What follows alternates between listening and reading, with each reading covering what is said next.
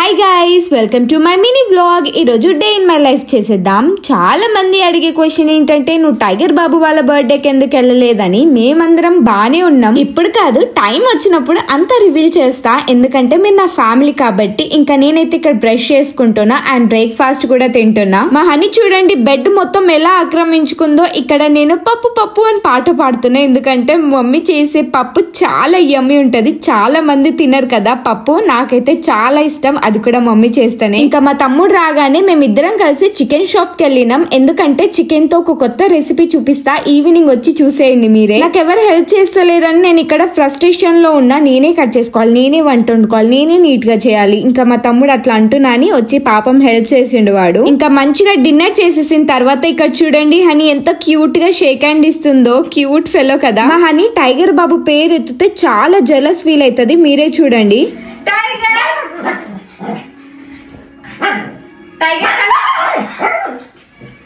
Tiger కన్నా tiger వచ్చిండు. Tiger వచ్చిండు. టైగర్ వచ్చినావా నాన్న?